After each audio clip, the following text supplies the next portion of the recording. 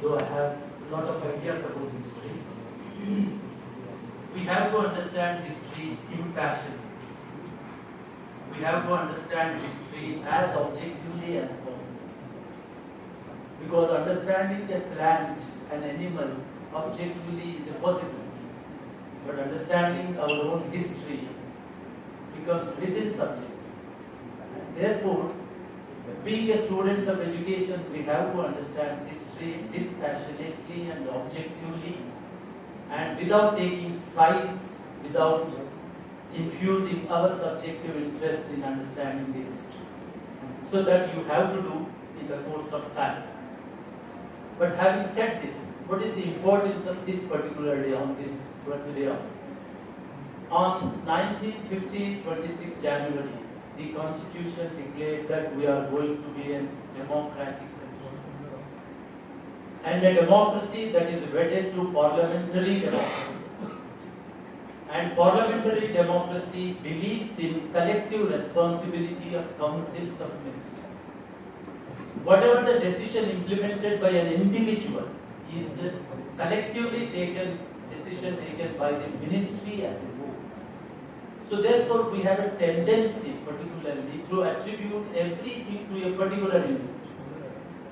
When the question of constitution comes, we say Ambedkar has written. No, Ambedkar has not written it.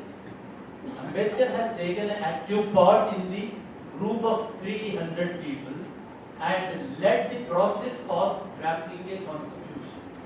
And Ambedkar himself denied that I didn't write this, we have scribed it. And similarly, if you say Sardar Patel united, being a political science student, we don't agree with it. The Council of Ministers, the Parliament, has taken a decision to bring all the princely states into India, and the responsibility normally is given to Home Minister, whoever be the Home Minister. And at that time, Sardar Patel was the Home Minister. So we have to think that even a thing happens in RI Bhopal, we cannot attribute everything to the principal. It is the heads, deans, and everybody collectively takes a decision, and principal at the helm of affairs, therefore he sees that it will be implemented. So therefore we have to make a distinction between attributing everything to individual and attributing the decision to the collective, particularly in a parliamentary democracy. So this we have to see. That is where comes the history as a problem. But having said this, being the leader of unification, he brought mostly in a peaceful manner all the princely states, around 562 princely states. The biggest princely state was where I come, that is the Nizam, that is Telangana. The second biggest was the Kashmir, and third was the Junagadh. Really, I request you to read the history of that particular time. These three, there was a huge problem with these three princely states. Even the problem was there with Bhopal also, but this was easily solved. The problem with the Junagadh, very interestingly, the Indian Council of Ministers have taken a decision to let us have a plebiscite there. And because of plebiscite, Junagadh was access to India. And Nehru proposed the same thing with regard to Kashmir. Let us have a plebiscite, because if people want, let them come. And plebiscite was not accepted by others. There was a difference of opinion within the, and very interestingly, if you see two princely states which are very big, which are very problematic. One was the Hyderabad, one was the Kashmir. And Kashmir, majority people belongs to a particular religion, king belongs to another religion, Hari Singh. A Hindu king, Muslim population, majority. And Hyderabad, Hindu population, 89%, around 90%, and king was the Nizam, the Muslim. And very interesting. And if you look at topographically, geographically, Kashmir is exactly between India and Pakistan. It's a border state, whereas Hyderabad is in the midst of India. And then the questions arise, what to do? Shall we go for plebiscite to Hyderabad? No question, because it is in the midst. And can we go for plebiscite in Kashmir? Yes, some people said yes, we have to go, as we went for the Junagadh. That was also a border princely state. And why not here? Why do we afraid of asking the people where you want to go? Because Hari Singh did not want to join with Pakistan. Hari Singh did not want to join with India. They said we want to remain independent. For last 1,000 years we were independent, therefore we did not want. But the accession law says that no, you have to either go that side or this side. This is the history, very complex history. It's not possible to say anything about, but we have to read that history. Having said this, on 1947 August 15 or 1 year later, because Telangana merged in 1948 September 9, we became little later. Therefore हमारे पास तिरंगा अगस्त 15 को नहीं लगाते हैं पहले, because we came little later, we joined little later. This political mapping keeps on changing. Therefore, you can undertake a project to work to identify how these borders keep on changing.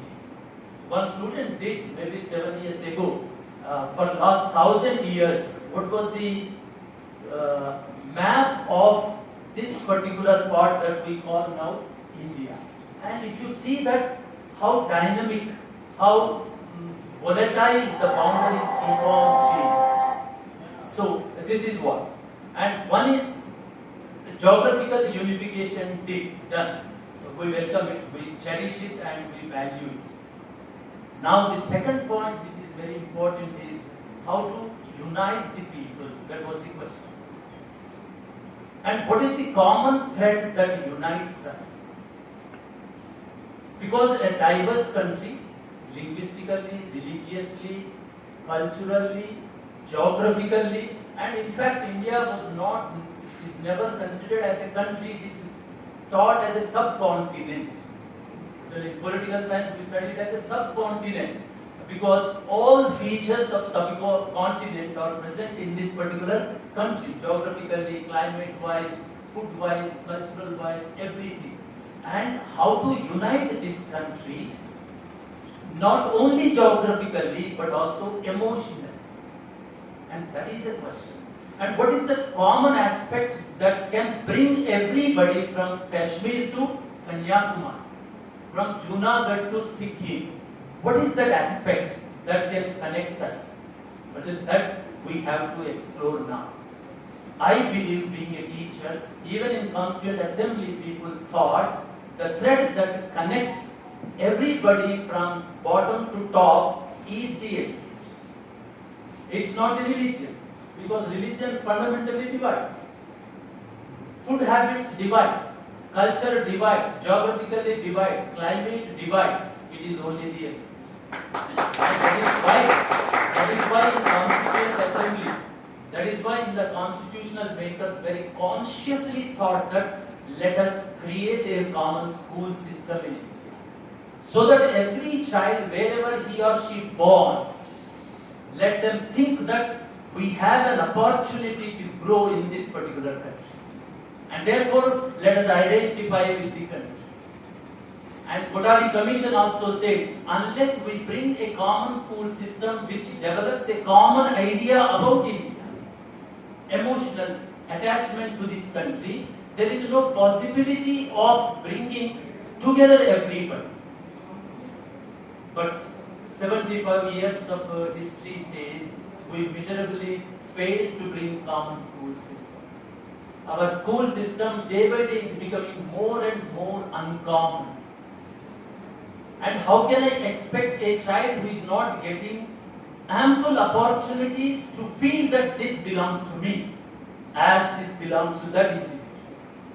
And therefore, we have to think as teachers how to create opportunities as per Article 14, 15, 16, how to create equal opportunities to every child irrespective of their birth stations. And I believe that only brings real unity. It is a formal unity, it is a geographical unity, the substantial unity, wherein we can think we are absolutely secure. There cannot be any kind of terrorist activities. There cannot be any kind of disturbances any part of India, because every child believes that I am going to get opportunities in this country. I am not going to get opportunity in other countries. And therefore I think that brings a substantial unity where we feel secure. So can we play a role in that, being the teachers in the school system? If we can play that, because there is no other institution, no institution other than education can develop a common feeling among every child who is attending the school. Because home always says that wo unka ghar hai, ye hamara ghar. Religion always says wo unka dharam hai, ye hamara dharam hai. Religion says wo unka raj hai, ye hamara raj hai. But education says we are all Indians. And that is why very consciously, the pledge begins with all Indians are my brothers and sisters. If you go to temple, they certainly say that all Hindus are my brothers and sisters. If you go to mosque, they say that all Muslims are my brothers and sisters.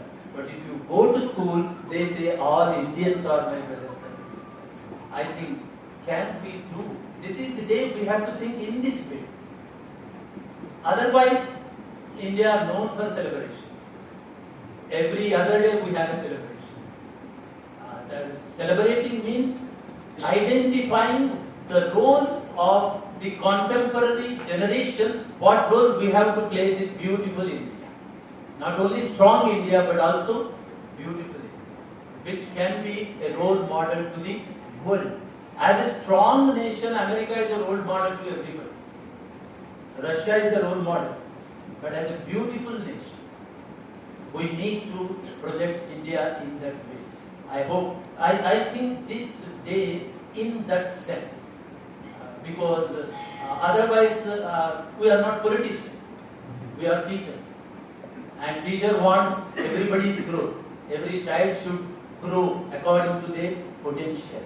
And they should feel that this country provides ample opportunity to grow. I wish our country is going to provide ample opportunities to 20 crore children who can grow and who can prosper, so that India may become and should become a Vishwaguru. Thank you.